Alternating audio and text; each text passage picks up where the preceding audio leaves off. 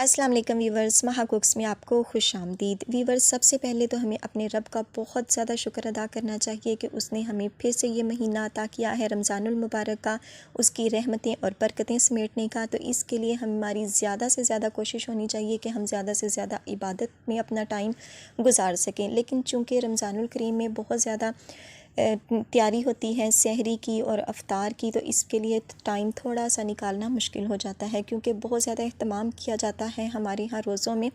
तो इसके लिए अपनी आसानी के लिए थोड़ी सी आप तैयारी कर लें तो इसके लिए आपको बहुत ज़्यादा सहूलत हो जाएगी, आपके टाइम की बचत हो जाएगी। तो चलें करते हैं फटाफट से वीडियो को स्टार्ट। बिस्मिल्लाहिर्रहमानिर्रहीम। तो वीवर्स, मटर सीज़न में हैं तो इसलिए आपको जितनी सहूलत हो उतने आपने मटर लेके आने हैं और उसको अच्छी तरह से आपने निकाल लेना है। कोई भी ख़राब वगैरह हो तो वो निकाल लें और इस तरह ज़िप लॉक बैग में उसकी एयर और हवा निकाल कर आप इसको सेव कर सकते हैं। तो बहुत ज़्यादा रमज़ान में ये सहूलत हो जाएगी चावल वगैरह बनाने के लिए, राइस बनाने के लिए। इसी तरह गाजरें भी अभी बहुत ज़्यादा फ़्रेश मिल रही हैं, बहुत ज़्यादा अच्छी मिल रही हैं। रमज़ानुल मुबारक में मिलेंगी तो सही, लेकिन फिर हमें वही थोड़े थोड़े टाइम हम अगर इन सब चीज़ों पे लगा देंगे तो हमारे पास टाइम की बहुत ज़्यादा कमी हो जाती है। तो इसलिए थोड़ी सी चीज़ें हैं जिनको हमने कर लेना है। गाजरों को अच्छी तरह से छील कर उनको वॉश कर लिया था और इस तरह जूलियन कट में और क्यूब्स कटिंग में मैंने दोनों शेप्स में कट कर ली हैं क्योंकि यही दो शेप्स होती हैं जिनकी हमें ज़रूरत पड़ती है। तो इसलिए इन दोनों कटिंग कर लेने के बाद इनको अलग अलग हमने ज़िप लॉक बैग में भर के रख लेना है। आपने ध्यान ये देना है कि यहाँ पर जो हमारी सब्ज़ियाँ हैं वो बिल्कुल फ़्रेश हों और ड्राई हों। ड्राई होंगी ना तो वो बहुत ज़्यादा अच्छी आपके पास फ्रीज़ हो सकेंगी। तो इनको आपने फ्रीज़ कर लेना है। इस तरह से दोनों कटिंग करके मैंने इनको अच्छी तरह से ये ज़िप लॉक बैग में भर लिया है और इसको भी अब हम फ्रीज़ कर लेंगे और जब हमें ज़रूरत होगी और जितनी ज़रूरत होगी हम उस तरह से निकाल लेंगे और इसको इस्तेमाल कर सकेंगे। इसी तरह अगर आपको कोई और सब्ज़ियां चाहें जिस तरह शिमला मिर्च वगैरह हो तो आप उसकी भी कटिंग करके दोनों शेप्स में इसी तरह से रख सकते हैं। बाकी जो सब्ज़ियां हैं वो 10 से 15 दिन तक अच्छी तरह फ्रीज़ रह सकती हैं। मिर्चें बहुत ज़्यादा हमारे इस्तेमाल में होती हैं और जब हम इसको लाते हैं ना तो ये ख़राब हो जाती हैं। तो इसके लिए सबसे ज़रूरी है कि आप इस तरह से इसका जो फ्रंट वाला पार्ट है, इसके जो डंडल है उसको तोड़ कर आप इसको फ्रीज़ कर सकते हैं। चाहें तो इनको ग्राइंड करके भी रख सकते हैं, जिस तरह आपको सहूलत हो।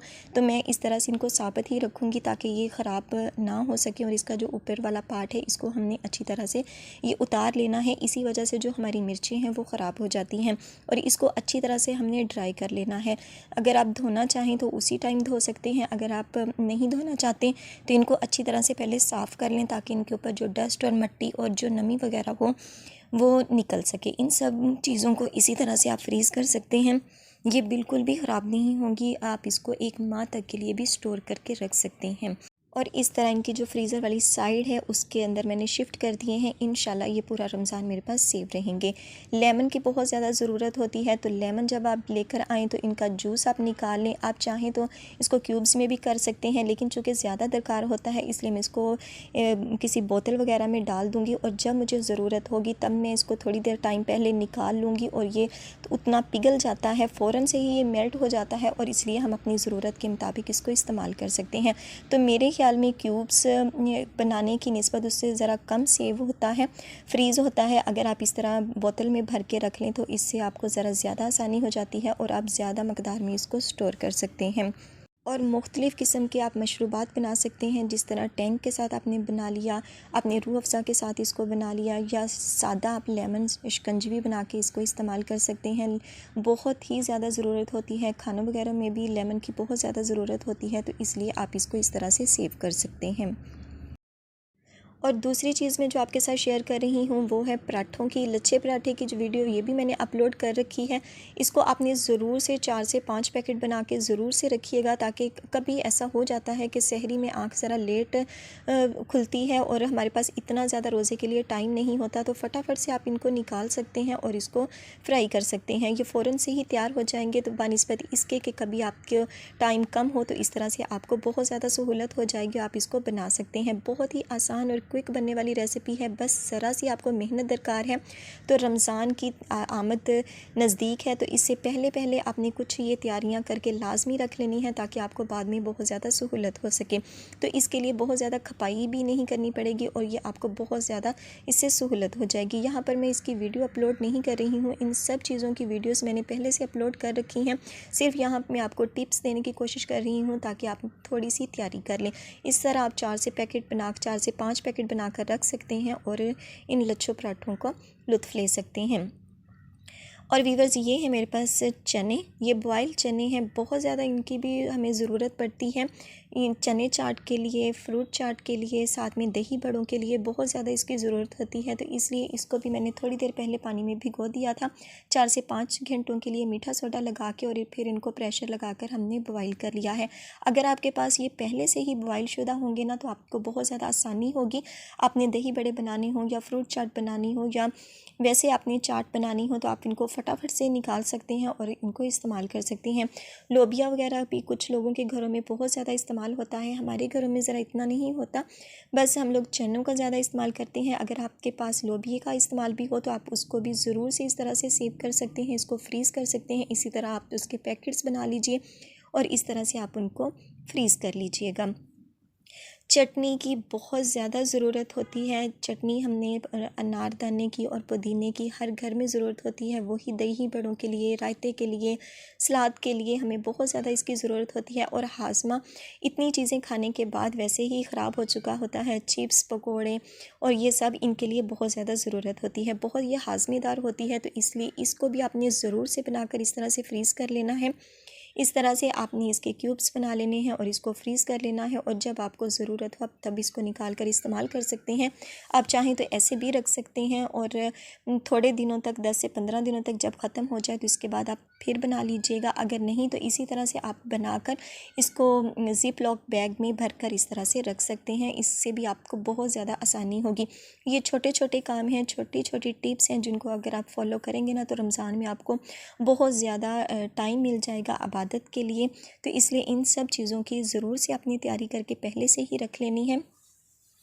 और वीवर्स, इसके बाद बारी आती है चिप्स की। हर किसी को की ये फेवरेट होती है, बच्चे हों या बड़े हों, तो इसलिए आपने ये काम भी ज़रूर से कर लेना है। अगर आपके घर में बच्चों को बहुत ज़्यादा पसंद हो, बच्चों को ही वैसे ज़्यादा होती है क्योंकि रमज़ान में बच्चों को होता है कि बहुत ज़्यादा चीज़ें बने, ये बने, उनको शौक़ होता है, जबकि बड़ों को तो इतना ज़्यादा नहीं होता, उनको तो सिर्फ ये गर्ज़ होती है कि इबादत हो जाए या इस तरह से। लेकिन कुछ लोग होते हैं जो बहुत ज़्यादा शौकीन होते हैं, तो इसलिए आपने, अगर आपके घर में भी ये बहुत ज़्यादा शौक़ से बच्चे खाते हों या बड़े खाते हों, तो इसलिए आप उसको भी बनाकर फ्रीज़ कर सकते हैं। इसकी भी वीडियो मैंने अपलोड कर रखी है। आपने सिंपल से आलू ले लेने हैं और इस तरह उनकी कटिंग कर लेनी है।